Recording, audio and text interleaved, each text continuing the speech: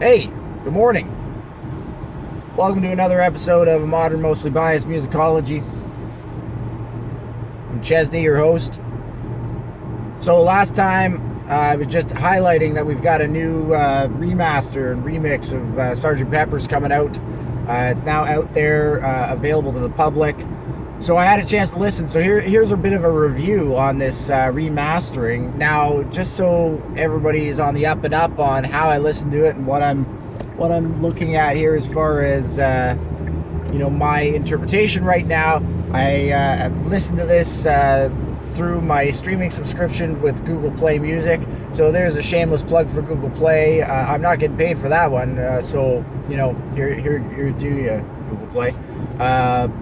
But that being said, for the audiophiles out there, we all know that streamed music quality is not quite what we might say the top notch of available music.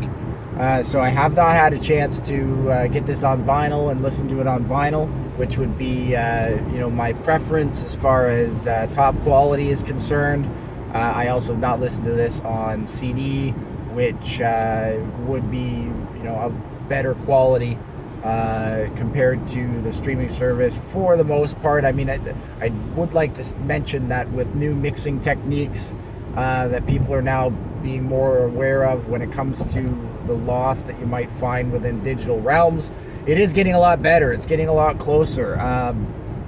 And a shout out to the people at Kia Motors. I just got this Kia Optima not long ago, and I've been overly impressed with the stock sound system in it. The speakers are just, I don't know, I can hear everything left and right. So I think it was a pretty fair assessment of Sgt. Pepper's remaster. So what do I think? What do we hear? So I'm going to give you two critiques here. There's going to be the initial critique, which is more just on the audio end, just in general. And then I'm going to look at it from a bit of an artistic perspective, because there is some question there. So on the audio end, things are crisper. Things are very clear. One thing that Gilles Martin was talking about was the ability to go back to the original master tapes of every instrument.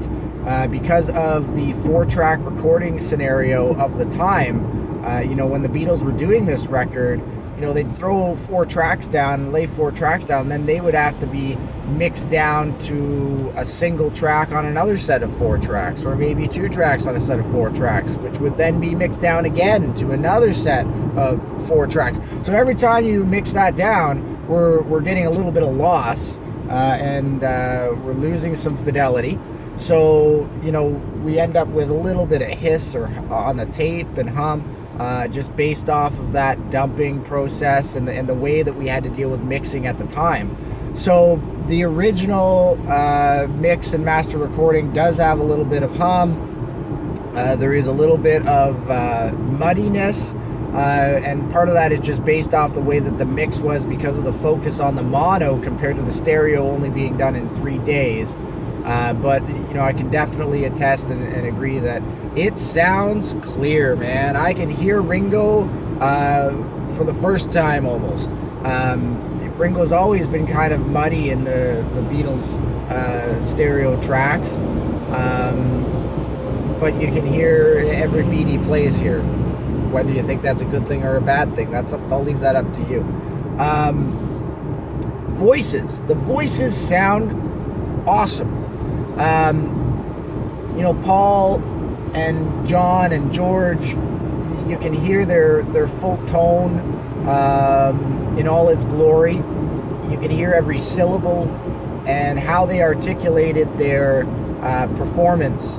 It all just comes across, and it's a lot clearer and better, in my opinion, than what we had previously for this album.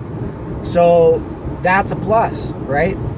John, very interestingly with John's voice, John always had this need to saturate his voice with effects because he just was not very happy with the raw sound of his voice. So it's really emphasized in these mixes and you get that element between him and Paul, which Paul keeps that raw sound. So that's all great. The sound quality is there. The instruments are, in some ways you're hearing sounds that maybe you had a hard time, especially for those of us who are a little bit younger. I don't think I've ever listened to Sgt. Pepper's on vinyl. I've never had the opportunity to pick up a copy of it on vinyl. So it's always been listened to from CD quality. And there's stuff that I picked up for the very first time. Now, whether that's due to the remix or it's due to the fact that I've only listened to it on CD, I'm not sure. But there are sounds on this record that I'm hearing for the very first time based off the remaster, even though, I've listened to Sgt. Pepper's. I still listen to Sgt. Pepper's, say, 5 times a year. It used to be in a regular rotation from the age of probably about 11 or 12 till I was 18. Weekly, I would listen to Sgt. Pepper. So I know this album inside and out, and for me to say that I'm hearing sounds that I don't know if I've heard before, that's pretty fantastic. Now, that's the audio end, right? That's just as an audiophile and just listening and hearing the sounds. Creatively, artistically, I have some questions. The mix is done in a very left-right fashion. Instruments to the left, some instruments to the left, the other set of instruments to the right. Drums hard left, guitars hard right. Those types of elements. Not a lot of movement or creativity with the stereo mixing. It's still very much, in some ways you might call it in homage to, the mono sentimentality, and just in homage to, the instrumentation itself, and playing, very true to those things, and just allowing us as listeners to have that separation in order to hear it that much better, right? And hear the sounds that much better. That being said, I find it very interesting that the Paul McCartney tracks don't sound that much different as far as the way the mix is compared to those that I've heard before. Yeah, things sound clearer, and that's probably has more to do with the ability to go back to the original masters and the advances that have been made in digital technology. But the artistic style of those mixes doesn't sound a lot different.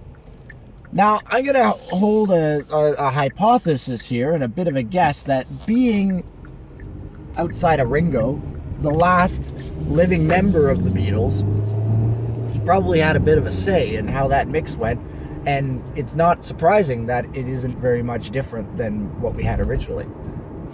Now, that being said, the more adventurous member of the Lennon-McCartney duo, being John, not only did he want, his vocals saturated in effects, so he was a big fan of production work.